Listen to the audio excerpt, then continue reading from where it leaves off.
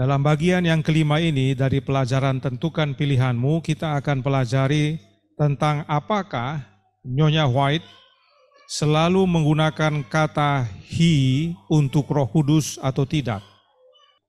Jadi he itulah kata ganti untuk dia tapi pria, ya, laki-laki dalam bahasa Inggris. Ya, karena seringkali orang mengatakan Nyonya White selalu menggunakan he atau tidak selalu atau tidak pernah, ya. Jadi ini perlu kita uji. Kenapa kita perlu uji? Supaya kita melihat apa yang sebenarnya dan kenapa, ya. Dan sebagai pendahuluan kita dengarkan penjelasan sang pendeta tentang apakah he atau tidak, ya. Selalu he atau tidak selalu he. Ellen White berulang kali menggunakan kata ganti he. Kalau James White, dia pernah beberapa kali menggunakan kata ganti it ketika merujuk kepada Roh Kudus. It, dia bilang Roh Kudus it. Kalau it kan bukan pribadi berarti, bukan bagi kita, it kan beda dengan he. Jadi Nyonya White selalu menggunakan kata he. Contohnya begini, dosa dapat dilawan, dikalahkan hanya dengan perantaraan kuasa oknum ketiga dari kealahan. Oknum ketiga dari kealahan. Siapa yang dimaksud? Roh Kudus. Jadi Roh Kudus itu adalah oknum ketiga dari kealahan. Bukan Yesus itu sendiri. Bukan Allah Bapa itu sendiri. Tapi pribadi yang berbeda dari Allah itu sendiri. He itu adalah kata ganti orang ketiga tunggal pria. Tadi kita dengar penjelasan sang pendeta bahwa katanya Nyonya White selalu,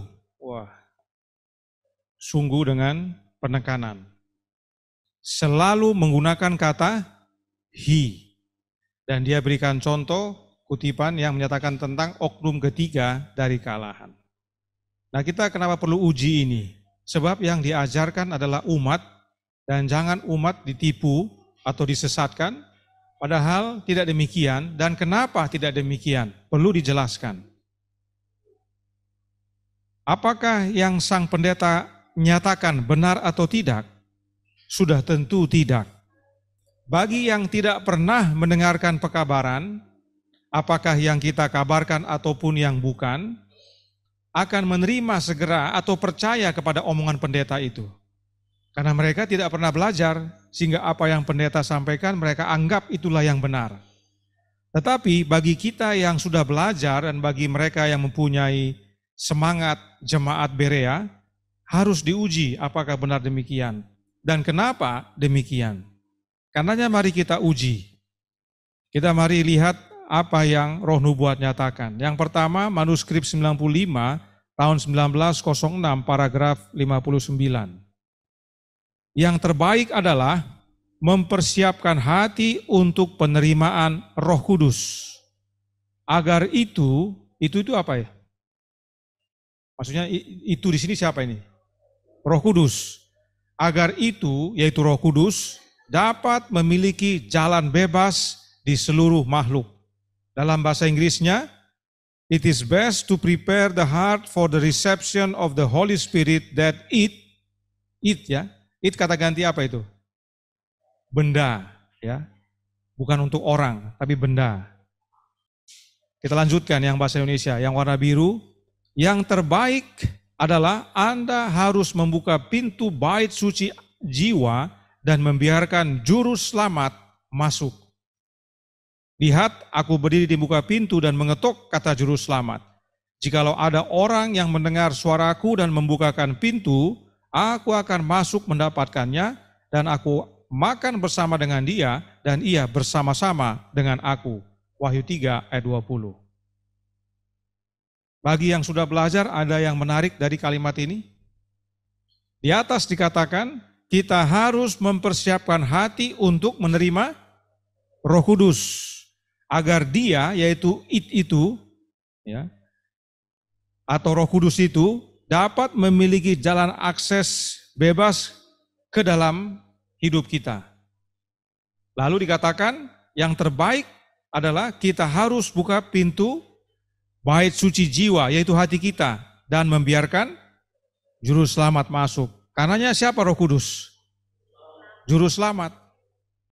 Tapi kita harus lihat, kenapa Nyonya White menggunakan kata ganti benda buat Roh Kudus, tapi menyatakan itu adalah juru selamat. Juru selamat kan bukan benda. Dia orang. Nah ini kita harus tahu kenapa. Ya. Dalam paragraf ini Nyonya White menggunakan kata ganti benda it atau itu dalam bahasa Indonesia untuk Roh Kudus. Untuk memahami, perhatikan, kalimat yang ditandai kuning dan yang ditandai biru itu adalah serupa. Keduanya mempunyai makna yang sama. Karenanya Roh Kudus tadi adalah kehadiran juru selamat dalam hidup kita. Nah untuk membantu, karena seringkali saudara-saudara sekalian yang baru belajar, belum dapat melihat hubungannya, kita buat dalam bentuk tabel. Ini tabelnya. Yang warna kuning diambil dari kalimat yang ditandai kuning. Yang warna biru diambil dari kalimat yang ditandai warna biru. Dalam yang kuning dengan yang biru ada kalimat yang terbaik adalah, berarti sama. Kalau dalam matematika bisa dicoret. Ya. Kemudian yang kedua, mempersiapkan hati atau Anda harus membuka pintu bait suci jiwa. Itu hal yang sama, mempersiapkan hati karena itulah bait suci jiwa kita. Dapat dicoret juga, sama. Oleh karena itu yang terakhir, untuk penerimaan Roh Kudus dan membiarkan juru selamat masuk. Dari sini akhirnya kita bisa lihat setelah dua ini dicoret, kita bisa lihat persamaannya bahwa Roh Kudus sama dengan juru selamat. Ya. Dari sini dapat kita dapati, tidak heran Nyonya White satu waktu menyatakan apa? Kami mau Roh Kudus yang adalah Yesus Kristus. Dan ini dia perkuat dengan Wahyu 3:20. Dia bikin dasarnya. Karena bagaimanapun juga dasar utama adalah Alkitab. Dan dia nyatakan ini berdasarkan Wahyu 3:20 yang kita sudah baca, tapi kita baca lagi. Lihat, aku berdiri di muka pintu dan mengetok, kata juru selamat. Jikalau ada orang yang mendengar suaraku dan membukakan pintu, aku akan masuk mendapatkannya dan aku makan bersama-sama dengan dia dan ia bersama-sama dengan aku. Dan kalau kita baca dalam buku Wahyu pasal 3, surat-surat kepada 7 jemaat itu tidak secara langsung menyatakan tentang juru selamat atau tentang Yesus. Banyak situ dikatakan, barang siapa bertelinga, hendaklah ia mendengar apa yang dikatakan roh. Ya. Tapi di sini kata Nyonya White, lihat aku berdiri di muka pintu dan mengetok, kata juru selamat. Dalam buku Wahyu dikatakan roh, di sini juru selamat. Kita bisa lihat hubungannya, bahwa yang berbicara adalah Yesus yang hadir oleh kehadiran rohnya. Jadi pintu yang Yesus maksudkan adalah pintu hati. Sebab hatilah yang perlu kita persiapkan agar Yesus masuk. Yaitu melalui kehadiran rohnya. Nah, apakah ada yang lain? Tidak ada. Hanya Yesus yang akan masuk. Dan dialah yang memiliki hati kita kalau kita izinkan dia masuk. Jadi dari kutipan yang pertama kita sudah lihat Nyonya White tidak selalu menggunakan he. Dia ada gunakan it di sini. Nah yang berikutnya yang merupakan kalimat yang barusan kita sebutkan dalam surat yang nomor 18 tahun 1895 paragraf 12. Dikatakan Roh Kudus adalah Roh Kristus. Itu adalah wakilnya. The Holy Spirit is the Spirit of Christ. It is His representative. Ya. Kembali dia gunakan kata ganti benda, bukan kata ganti pria atau orang. Roh Kudus dinyatakan sebagai kata ganti benda. Itulah perwakilan Kristus. Nah yang berikut ini lebih banyak lagi. Signs of the Times tanggal 17 Mei tahun 1899. Nyonya White tulis begini. Betapa cepat Kristus memenuhi janjinya dan mengirimkan dari istana sorgawi jaminan dari kasihnya. Sesudah pelantikannya, roh datang dan Kristus memang sudah dimuliakan. Bahkan dengan kemuliaan yang dia miliki sejak kekekalan bersama Bapanya, selama masa kehinaannya di atas bumi ini, Roh tidak turun dengan seluruh kemanjurannya. Dan Kristus nyatakan bahwa jika dia tidak pergi, itu atau it tidak datang. Tetapi jika dia pergi, dia akan mengirimnya. Itu, yaitu it itu, Roh Kudus adalah perwakilan dirinya. Dan sesudah dia dimuliakan, hal itu, yaitu Roh Kudus, diwujudkan. Berulang kali, Nyonya White menggunakan kata ganti it atau kata ganti benda kepada Roh Kudus dalam kutipan ini. Lalu ada yang berikut ini. Dalam manuskrip 121 tahun 1906 paragraf 2, Nyonya White tuliskan, Roh Kudus ini adalah sebuah hadiah, sumbangan kepada dunia. The Holy Spirit is a gift, a donation to the world. Ya. Jika Roh Kudus adalah Allah, maka kalimat ini adalah kalimat yang merendahkan. Sebab Roh Kudus dianggap sumbangan, a donation. Roh Kudus itu hadiah. Lalu dalam Ye shall receive power halaman 114 paragraf 2, hal yang serupa dikatakan. Sumbangan Roh Kudus adalah hadiah terbesar yang dapat Allah berikan kepada manusia yang terbatas. The donation of the Holy Spirit was the greatest gift God could bestow upon finite man. Berulang-ulang, Roh Kudus disebut hadiah, sumbangan, it, ya. Jadi tidak selalu Nyonya White menggunakan kata ganti he untuk Roh Kudus. Kembali ke kata ganti benda, kita baca Christian Education halaman 59 paragraf pertama. Alkitab tidak boleh dipelajari tanpa doa. Sebelum membuka halamannya, hendaknya kita memohon pencerahan Roh Kudus, dan itu akan diberikan. Kembali Roh Kudus disebut dengan kata ganti benda, it. We should ask for enlightenment of the Holy Spirit and it will be given. Masih banyak contoh yang lain, kalau mau kita gali masih banyak. Ya. Tetapi ini sudah cukup. Saudara sekalian boleh melakukan penyelidikan masing-masing. Banyak sekali Nyonya White menggunakan kata ganti benda untuk Roh Kudus. Nah sekarang adalah kenapa Nyonya White menggunakan kata ganti benda untuk Roh Kudus. Ya. Jadi kita sekarang sudah lihat pernyataan sang pendeta yang mengatakan selalu menggunakan kata he sudah salah. Tapi itulah yang diajarkan kepada umat, supaya umat percaya doktrin Trinitas.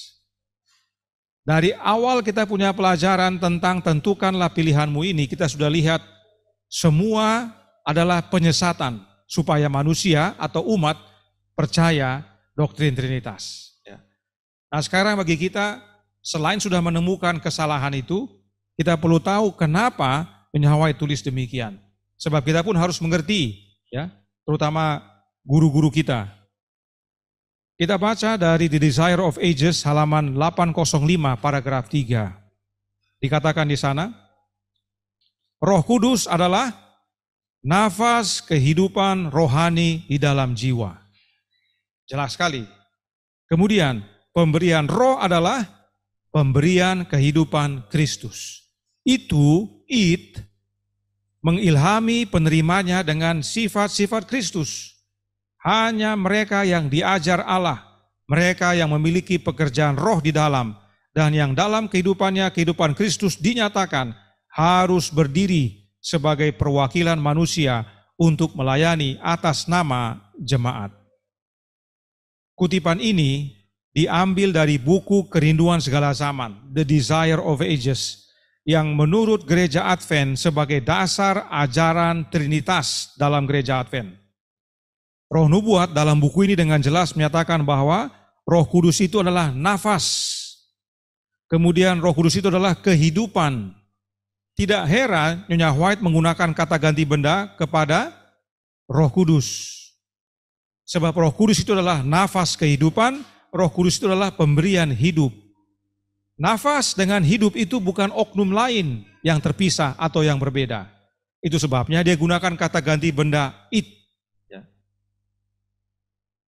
Dari kutipan ini jelas bahwa pemberian Roh Kudus itu adalah pemberian hidupnya Yesus, dan dengan menerima hidupnya Yesus kita dapat melayani jemaat. Berikutnya dari Alkitab kita lihat, roh itu apa? Yang pertama pikiran. Yesaya 40 ayat 13. Siapa yang dapat mengatur roh Tuhan atau memberi petunjuk kepadanya sebagai penasihat? Kemudian ayat ini dikutip oleh Paulus dalam Roma 11 ayat 34. Sebab siapakah yang mengetahui pikiran Tuhan, atau siapakah yang pernah menjadi penasehatnya? Dalam Yesaya dikatakan roh Tuhan, dalam Roma dikatakan pikiran Tuhan. Inilah dasarnya, roh itu adalah pikiran. Kemudian yang kedua adalah hidup, sebagaimana tadi roh nubuat sudah nyatakan. Yesus berkata dalam Yohanes 6 ayat 63, rohlah yang memberi hidup, daging sama sekali tidak berguna. Perkataan-perkataan yang kukatakan kepadamu adalah roh dan hidup.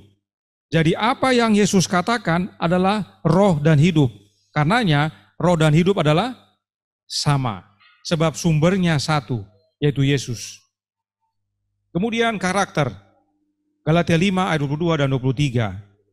Tetapi buah roh ialah kasih, sukacita, damai sejahtera, kesabaran, kemurahan, kebaikan, kesetiaan, kelemah lembutan, penguasaan diri. Tidak ada hukum yang menentang hal-hal itu. Inilah sebabnya roh nubuat menuliskan bahwa roh itu adalah benda, atau dengan kata ganti benda it. Nah, pertanyaan selanjutnya, lalu kenapa roh nubuat atau Nyonya White sering juga menggunakan kata ganti orang, yaitu he. Ya.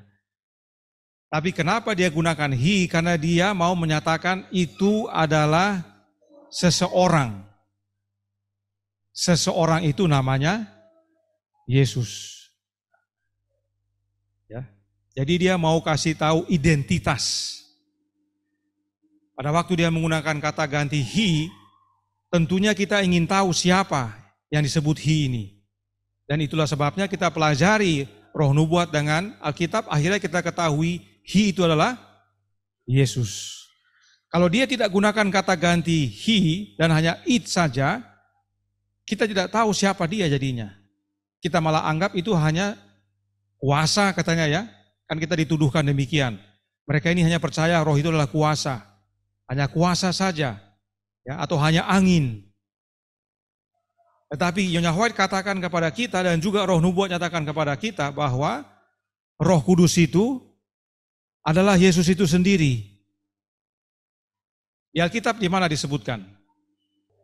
Ya 1 Korintus 15 ayat 45. Tetapi Adam yang kedua menjadi roh yang menghidupkan. Nah, itu dia. Jadi jelas dalam Alkitab saja dikasih tahu bahwa roh itu adalah Yesus itu sendiri. Itu sebabnya menggunakan kata ganti he untuk memperkenalkan kepada kita. Roh itu punya identitas. Kita tidak diminta untuk mempelajari apa roh itu, yaitu alamiahnya, tapi kita disuruh belajar untuk kenal siapa roh itu. Dan berulang-ulang Nyonya White katakan roh itu adalah Yesus Kristus atau rohnya Yesus itu sendiri.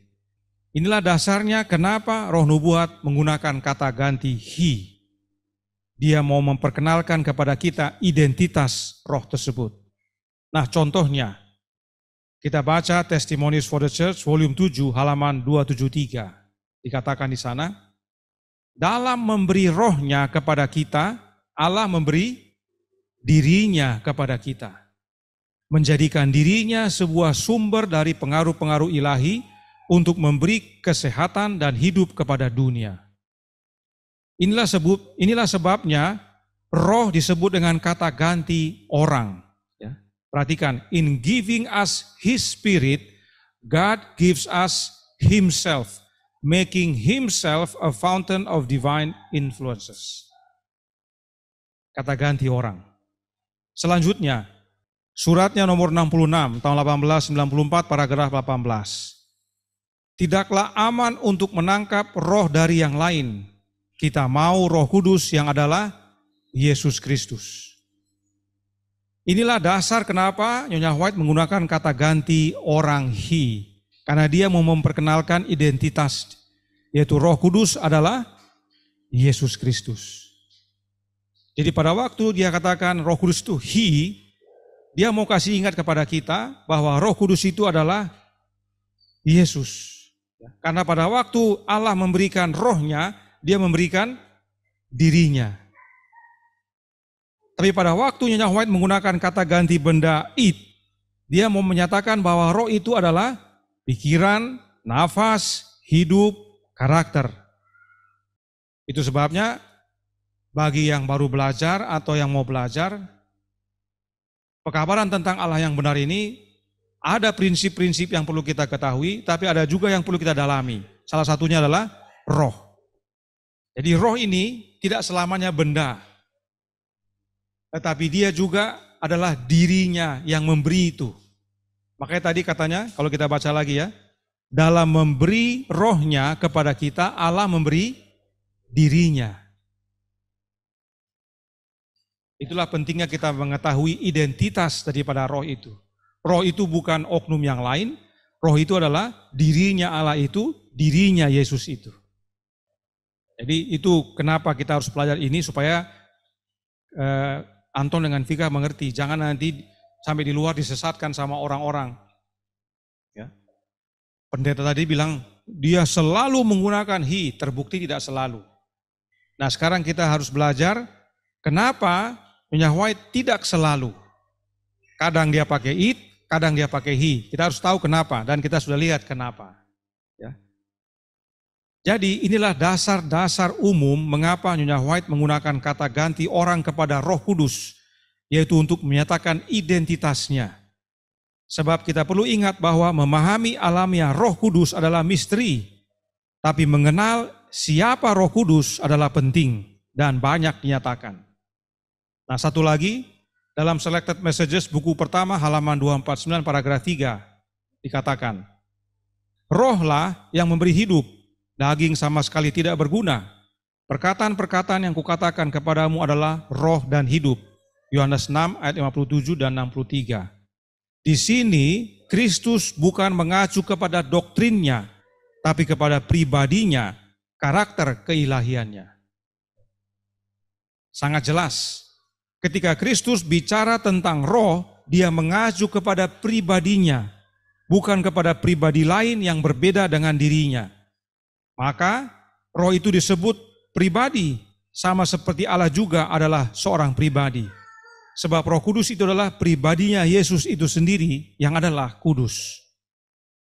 Nah, ini perlu dipahami bagi yang baru belajar dengan para guru, bahwa seringkali orang menuduh kepada kita tidak percaya Roh Kudus itu adalah pribadi. Ya, jadi mereka bilang, oh mereka itu hanya percaya Roh Kudus itu adalah kuasa saja. Mereka tidak percaya Roh Kudus adalah pribadi. Oh tidak, kita percaya Roh Kudus adalah pribadi, tapi bukan pribadi yang berbeda dari Bapa dan Anak. Roh Kudus itu adalah pribadinya Bapa yaitu Allah dan pribadinya Anak yaitu Yesus. Itu yang kita percaya. Jadi kita percaya Roh Kudus, percaya Roh Kudus itu pribadi, percaya. Tapi tidak percaya Roh Kudus itu pribadi yang berbeda dari Bapa dan Anaknya. Ya. Nah, ingat tadi sang pendeta menyebutkan tentang oknum ketiga dari kealahan. Dalam bahasa Inggrisnya, third person of the Godhead. Nah kita perlu pelajari, kita sudah pelajari tentang he dengan it, yaitu kata ganti orang ketiga dan kata ganti benda ketiga. He dengan it. Nah sekarang, apa maksudnya pada waktunya White tulis third person? Apakah itu berarti orang ketiga atau kata ganti orang ketiga? Nah sebelum kita lihat dulu apa yang kamus nyatakan tentang third person ini. Kita baca dari Cambridge Dictionary, ya, kamus Cambridge.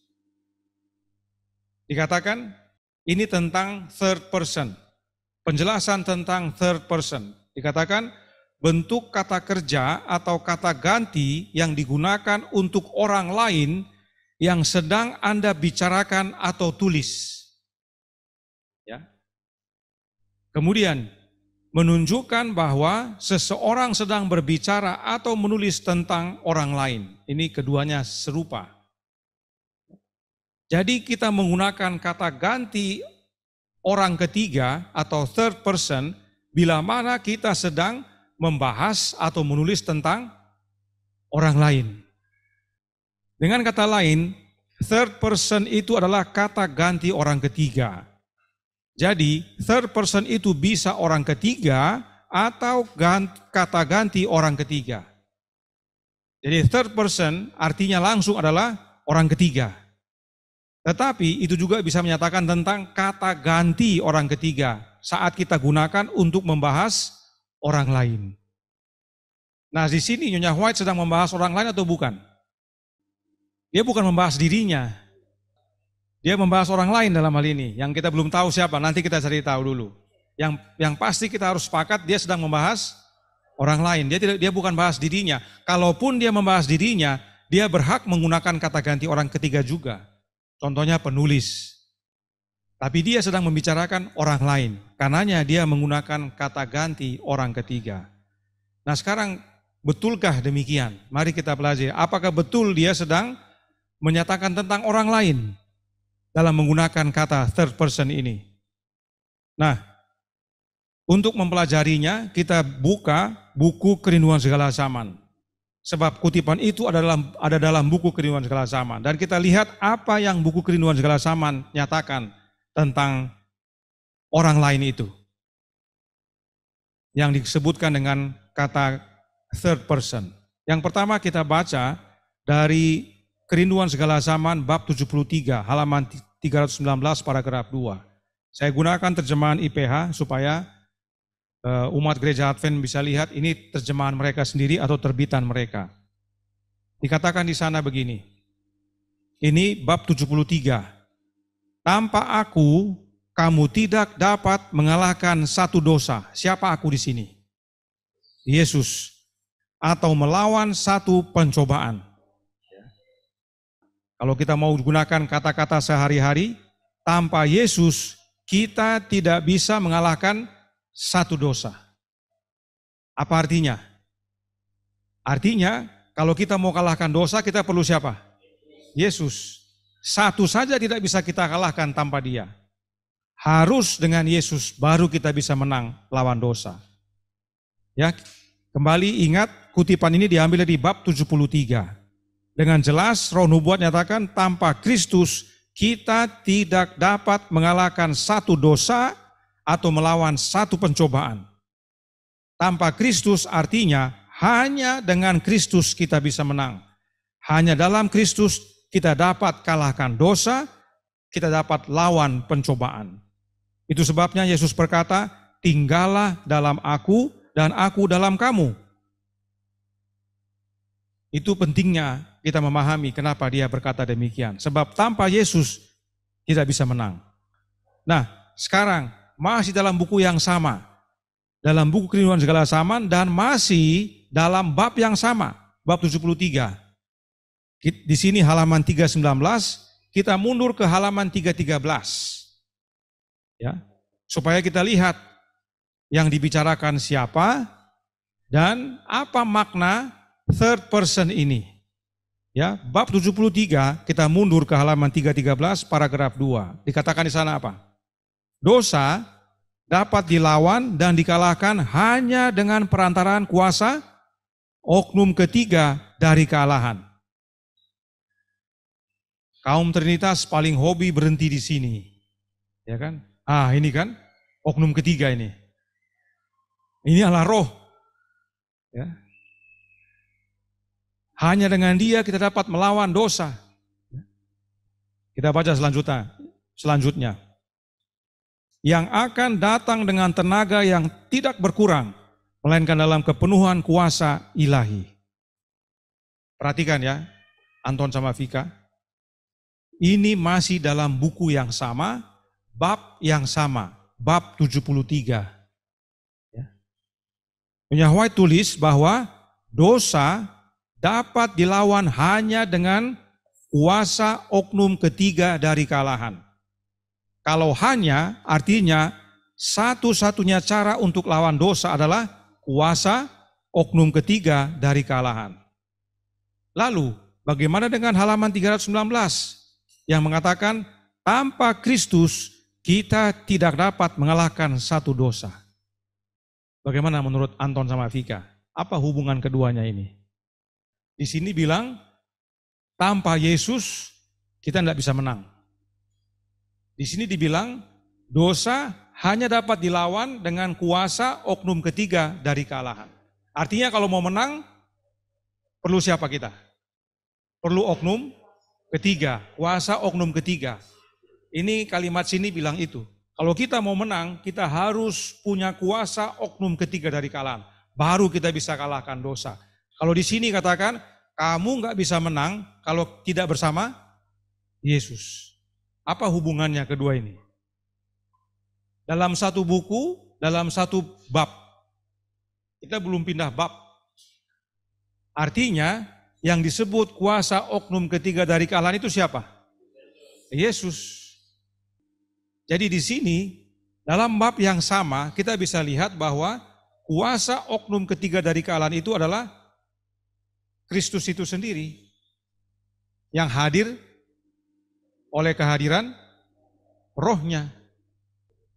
Kalau kita hanya berhenti di kutipan yang di tengah ini saja, yang mana kaum Trinitas seringkali gunakan, kita bisa melayang-layang kemana-mana itu pemikiran, ya kan? Oh ini maksudnya, oh ini maksudnya. Tapi dalam mempelajari roh nubuat kita harus lihat kutipan, menjelaskan kutipan, ya, entah dalam buku yang sama atau buku yang berbeda. Yang penting dalam tulisan roh nubuat khususnya yang dia cetak waktu dia masih hidup. Nah, ini dalam bab 73. Sekarang kita isi yang paling kanan dengan kutipan dari bab 33 dari buku yang sama. Buku Kerinduan Segala Zaman. Ini bab 73, kita akan lihat kutipan dari bab 33, buku yang sama. Kita baca halaman 324 paragraf pertama dalam bahasa Inggris atau 346 paragraf 3 dalam bahasa Indonesia. Kita baca. Satu-satunya pertahanan kita melawan kejahatan ialah dengan hadirnya Kristus di dalam hati melalui iman di dalam kebenarannya. Saya saja yang sudah belajar kurang lebih 5 tahun membaca ini merinding. Kenapa saya merinding? Karena saya merasa sukacita. Saya tidak dibodok-bodokin sama ahli-ahli Taurat. Roh nubuat berbicara jelas. Oknum ketiga dari kealahan itu bukan Allah roh sebagaimana yang diajarkan oleh para ahli Taurat. Bukan. Ini masih buku yang sama. 2 dari bab yang sama, 1 dari bab yang sebelumnya. Bahkan dikatakan satu-satunya pertahanan kita. Artinya tidak ada yang lain. Itu sebabnya perhatikan di atas Kristus, oknum ketiga Kristus. Ya. Di awal Kristus, terus di belakang ada Kristus dengan oknum ketiga. Apakah yang di tengah ini bukti adanya Trinitas? Sama sekali tidak. Karena mereka hanya nongkrong di yang ketiga ini saja. Harusnya ini adalah dosa dapat dilawan dan dikalahkan hanya dengan perantaraan kuasa kata ganti orang ketiga dari kealahan. Harusnya begitu. Karena Nyonya White sedang berbicara tentang orang lain, oknum lain, yaitu siapa? Yesus. Apa buktinya? Halaman 319, bab yang sama, dan halaman 346, bab 33. Sebab dalam 2 kutipan ini Nyonya White bilang apa? Tanpa Kristus kamu tidak bisa lawan satu dosa pun. Di sana satu-satunya pertahanan melawan kejahatan adalah hadirnya Kristus dalam hati. Bagaimana dia hadir dalam hati kita? Oleh kehadiran rohnya. Terima kasih. Itu sebabnya kalau kita baca yang di tengah ini selengkapnya. Karena yang kaum Trinitas paling senang potong sampai oknum ketiga dari kealahan, titik, sudah. Kalau kita baca selengkapnya, karena ini merupakan bagian dari sebuah paragraf. Nah, kalau kita baca paragrafnya, ini isinya. Sekarang kita baca mulai dari rohlah, ya. Kita baca. Rohlah yang mensukseskan apa yang telah dikerjakan penebus dunia. Dengan roh, hati dijadikan suci. Dengan perantaraan roh, orang percaya mengambil bagian sifat ilahi. Perhatikan yang hijau. Kristus telah memberikan rohnya sebagai kuasa ilahi untuk mengalahkan segala kecenderungan bawaan dan kecenderungan yang dipelihara kepada kejahatan dan untuk menanamkan tabiatnya sendiri pada jemaatnya. Perhatikan, Kristus telah memberikan rohnya sebagai kuasa ilahi. Di atas kuasa ilahi apa namanya? Oknum ketiga dari kealahan. Kristus hadir dalam hati kita oleh kehadiran rohnya yang adalah kuasa ilahi yang disebut oknum ketiga dari kealahan. Kalau umat diajar dengan benar, umat pasti bersuka cita. Mereka berbahagia dan merdeka mengenal siapa roh yang sebenarnya. Tapi umat hanya dicekoki oleh ajaran ahli Taurat yang menyesatkan. Saya bicara bukan karena mendiskreditkan atau menjelekkan, bukan. Tapi fakta. Saudara-saudara dengar sendiri omongan sang pendeta. Dari awal sampai sekarang semuanya menyesatkan. Kenapa demikian? Karena mau meyakinkan doktrin Trinitas. Yang kalau dijelaskan, pasti salah menjelaskan. Banyak orang pikir dia bisa jelaskan Trinitas. Pada waktu dia jelaskan, salah. Karena misteri tidak bisa dijelaskan. Namanya juga misteri. Kalau bisa dijelaskan sebuah misteri, pasti salah yang jelaskan. Kalau bisa dijelaskan bukan misteri. Ya. Jadi, ya, saudaraku dalam Tuhan, oknum ketiga dari kealahan tersebut adalah rohnya Kristus. Karena baik oknum ketiga dari kealahan dan rohnya Kristus yang dapat kalahkan dosa. Perhatikan di sini. Dikatakan Kristus telah memberikan rohnya sebagai kuasa ilahi untuk mengalahkan, ya. Perhatikan, mengalahkan segala kecenderungan bawaan dan kecenderungan yang dipelihara kepada kejahatan. Itu apa artinya? Dosa, ya. Segala kecenderungan bawaan itu dosa. Segala kecenderungan yang dipelihara kepada kejahatan itu dosa. Makanya di atas dikatakan dosa dapat dilawan dan dikalahkan. Ya, di bawah dikatakan mengalahkan. Jadi kalimat Nyonya White ini meskipun dia tidak tamat SD, karena dia dituntun oleh Kristus itu sendiri, kalimatnya kalimat yang mendalam, yang perlu kita perhatikan baik-baik. Kalau kita baca dan kita ingat, bab 33 katakan apa? Satu-satunya pertahanan kita melawan kejahatan ialah dengan hadirnya Kristus dalam hati melalui iman. Ingat itu, satu-satunya perlawanan kita adalah dengan memiliki Kristus dalam hati. Begitu kita masuk bab 73, kita baca kutipan-kutipan ini semua, kita harus hubungkan dengan itu. Sebab itu yang mendahului, ini yang dua ini. Karena bab 33 dulu baru 73. Kalau kita ingat itu, kita akan mengerti yang dua ini tanpa kesulitan. Karena kita akhirnya tahu, oh yang dimaksudkan oknum ketiga dari kealahan itu bukan Allah roh, bukan oknum lain, tapi rohnya Yesus itu sendiri. Sebab oleh rohnya lah Yesus hadir dalam hati kita. Ingat juga penjelasan yang berikut ini. Kita sekarang keluar dari buku. Ini buku dalam Kerinduan Segala Zaman. Kita pindah ke buku lain, buku Christ Triumphant, halaman 301 paragraf 4. Kristus memberikan wakilnya, oknum ketiga dari kealahan, Roh Kudus. Ya, di sini dikatakan dengan jelas oleh Roh Nubuat bahwa oknum ketiga dari kealahan itu adalah Roh Kudus. Kalau berhenti di sini saja, kaum Trinitas katakan apa? Ah, ini dia. Allah Roh, oknum lain. Ya. Tapi kita perlu tahu siapa Roh Kudus yang dimaksudkan. Itu sebabnya Nyonya White menggunakan kata ganti he untuk Roh Kudus karena dia mau kasih tahu identitasnya. Nah, kita baca lagi kalimat yang sebelumnya. Roh Kudus adalah Roh Kristus, itu adalah wakilnya. Jadi ingat ini, ya. Dikatakan Kristus memberikan wakilnya.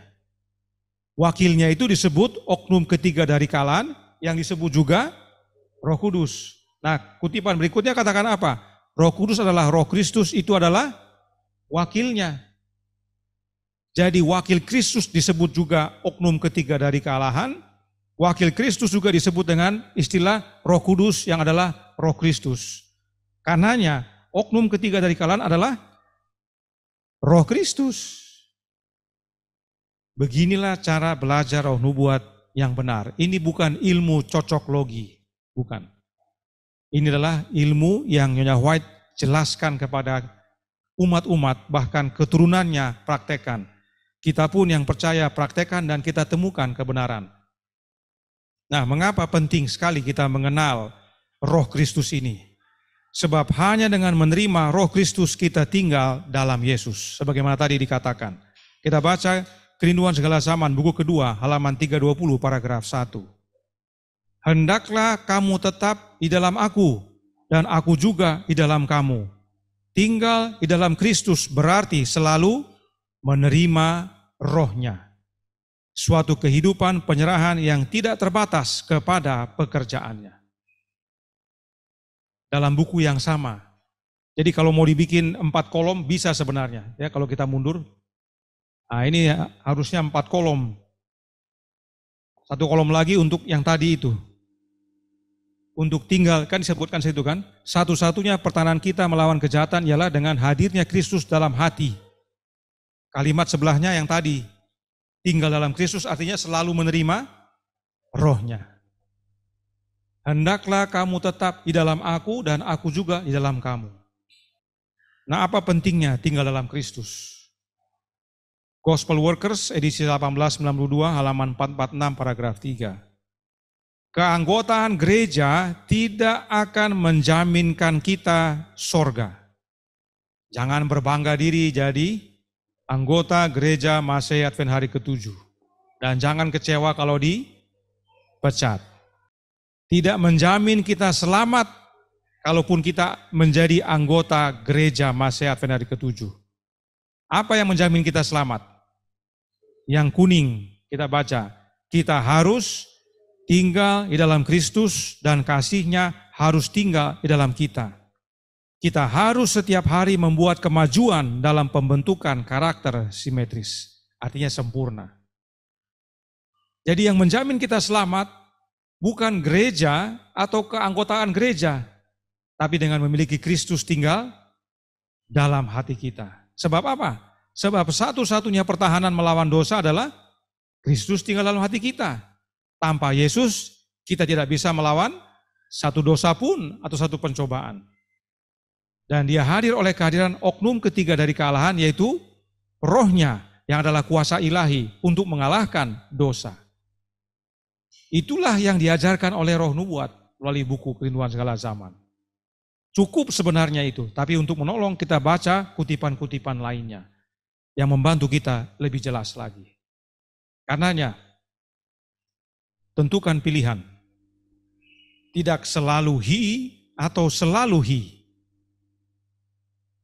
Jawabannya adalah tidak selalu hi. Bahkan Nyonya White menggunakan kata ganti benda. Dan apakah arti dari third person yang Nyonya White maksudkan? Apakah kata ganti orang ketiga atau oknum ketiga?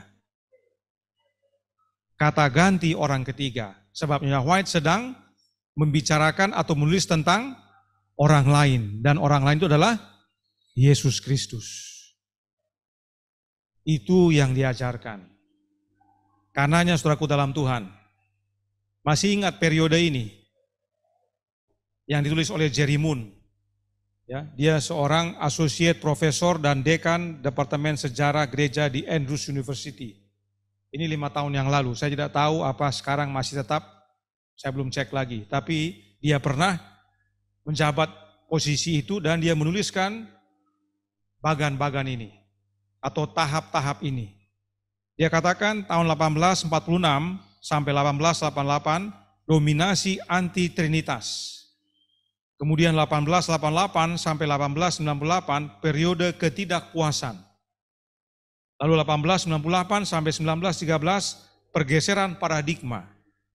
Lalu 1913 sampai 1946 penurunan umum dalam mendukung anti-trinitas. 1946 sampai 1980 pertumbuhan dominasi trinitas. 1980 sampai sekarang ketegangan baru. Yang penting kita perhatikan di sini adalah yang nomor 2 dengan nomor 3. Karena yang nomor 2 dengan nomor 3 itu mereka sebut demikian karena terbitnya buku Kerinduan Segala Zaman. Tahun 1898. Jadi karena buku itu terbit, mereka anggap buku itu adalah sebagai dasar beralihnya gereja Advent dari non-trinitas kepada trinitas. Dengan adanya kalimat-kalimat dalam Kristus adalah hidup yang asli, tidak dipinjam, tidak diperoleh dari orang lain. Lalu ada kalimat oknum ketiga dari kalangan. Ini bukti trinitas. Mereka rubah paradigma karena menggunakan kata-kata itu saja. Hanya menggunakan kalimat itu saja, mereka mau ajar kepada umat bahwa ini dasar perubahan trinitas itu. Mereka tidak ajar umat apa yang dimaksud oleh Nyonya White dalam menuliskan itu. Dalam buku yang sama dia jelaskan. Dan kalau dijelaskan kepada umat, umat tidak akan bingung. Akan mengerti yang dimaksudkan bukanlah doktrin trinitas. Jadi ini merupakan tuduhan berdasarkan paradigma mereka. Apa yang mereka pikir, sebab mereka menggunakan dasar trinitas untuk membuat bagan ini. Kenyataannya bagan ini salah. Dari apa yang kita sudah pelajari tentang hidup yang asli, tentang oknum ketiga, hal itu sama sekali tidak mengajarkan trinitas. Buku Kerinduan Segala Zaman sama sekali tidak mengajarkan trinitas. Karena itu saya tawarkan bagan yang baru. 1846 sampai 1888 anti-trinitas. 1888 sampai 1898 tetap anti-trinitas. 1898 sampai 1915 masih anti-trinitas. 1915 sampai 1931 trinitas mulai menyusup. Apa buktinya? Karena tahun 1931 buku doktrin kita mulai menggunakan kata trinitas. Mulai masuk dia. Meskipun kata sang pendeta itu belum membuktikan doktrin trinitas yang benar. Sebab ada kata apa yang kurang? Tidak ada kata eternal untuk semuanya. Hanya Bapa yang eternal. Yesus masih keluar dari Bapa, Roh keluar dari Bapa. Bagi mereka keluar dari Bapa atau diperanakan Bapa bukan kekal, bukan eternal. Nanti di tahun 1980 baru mereka sebut God Eternal Father, God Eternal Son, God Eternal Spirit. Harus ada eternal untuk setiap oknum, baru mereka bilang itu doktrin trinitas yang benar. Tahun 1931 belum seperti itu, tapi sudah mulai menyusup konsep trinitas. Tahun 1931 sampai 1979, offshoot trinitas semakin besar dari pohon aslinya. Karena pohon aslinya adalah anti-trinitas dari tahun 1846 sampai 1931. Itu pohon aslinya. Tapi cabang air trinitas ini mulai membesar mulai menyusup dan mulai membesar. Sampai akhirnya 1980 sampai sekarang jadi trinitas. Inilah yang sebenarnya terjadi. Dan Nyonya White katakan apa tahun 1915 waktu dia meninggal? Pada waktu saya diistirahatkan akan terjadi perubahan besar. Itulah yang terjadi. Makanya Trinitas mulai menyusup. Karena dia sudah meninggal, para pionir sudah meninggal. Diakui oleh para sejarawan. Bahwa butuh meninggalnya para pionir dulu. Baru Trinitas mulai masuk. Jadi kalau mereka mau jujur harus begini dia punya bagan. Atau tahun-tahun yang harus dinyatakan. Ini dia yang namanya offshoot. Yang dilingkari merah itu offshoot. Offshoot itu dalam kamus Cambridge menyatakan sesuatu yang telah berkembang dari sesuatu yang lebih besar yang sudah ada. Jadi non-trinitas sudah ada, dia besar. Nah muncullah ini yang trinitas ini. Dan dia berkembang. Karena Nyonya White sudah meninggal, para pionir sudah meninggal. Kalau Kamus Webster katakan cabang atau turunan atau anggota, bonggol. Seperti yang bagian kiri, ya itu bonggol. Jadi yang tengah itu adalah yang utama, lalu muncul bonggol-bonggol baru dan dia makin besar. Dan biasanya ini merongrong pohon yang utama. Pohon yang utama akhirnya mengecil, dia yang membesar. Dan itulah yang terjadi sekarang. Tapi puji Tuhan, pohon yang asli yaitu pohon non-trinitas tidak mati. Kita semua inilah pohon yang asli. Jadi saudaraku dalam Tuhan, inilah Trinitas dalam gereja Advent. Gereja Advent sudah bertumbuh besar sebagai gereja anti-trinitas. Tapi ada tumbuh, berkembang, dan sudah menjadi besar yang disebut cabang air tadi atau offshoot. Dia besar dan semakin besar daripada pohonnya, pokoknya. Tadinya cabang, sekarang dia sudah mengambil alih. Orang tidak mengerti kalau tidak belajar. Dan ini sudah terjadi setelah para pionir meninggal. Itu sebabnya Nyonya White katakan yang ini, yang tadi kita sudah bahas. Yaitu, aku katakan kepadamu sekarang bahwa ketika saya diistirahatkan, perubahan besar akan terjadi. Manuskrip 1 tahun 1915 paragraf 2. Tahun yang sama Nyonya White meninggal. Perubahan besar apa yang terjadi? Apakah karena awalnya makan babi, terus tidak makan babi? Karena itu salah satu dasar mereka menjelaskan tentang perubahan ini. Dulu para pionir kita makan babi, tapi habis itu nggak makan babi. Itu bukan progresif namanya, itu berubah dari makan dengan tidak makan. Kalau progresif masih makan babi, hanya cara masaknya berubah. Tadinya dibakar, dibakar tidak sehat, ada gosong-gosongnya. Sekarang yang sehat bagaimana? Diwoku. Woku sehat, makan babi.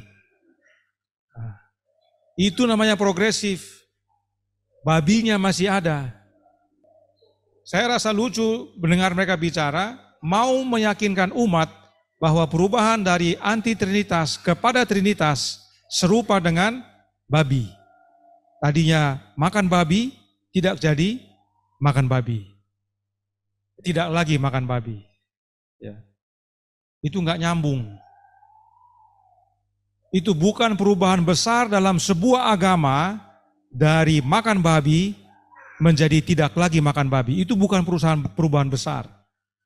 Bukan perubahan besar juga tadinya buka Sabat, matahari terbenam menjadi ke jam 6 contohnya.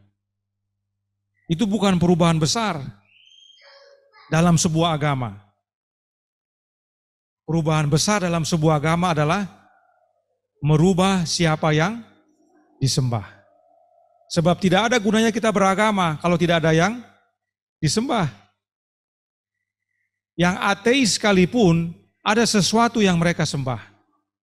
Entah dirinya, entah pencapaiannya, tapi ada yang dia sembah dalam hidupnya. Jadi perubahan besar yang terjadi adalah perubahan Allah yang disembah. Karena itu tentukan pilihan saudara. Kiranya menjadi pembaharuan bagi kita untuk memahami kebenaran dan mengabarkan kepada sesama, terutama bagi kaum guru. Tuhan memberkati, saya bawa dalam nama Yesus. Amin.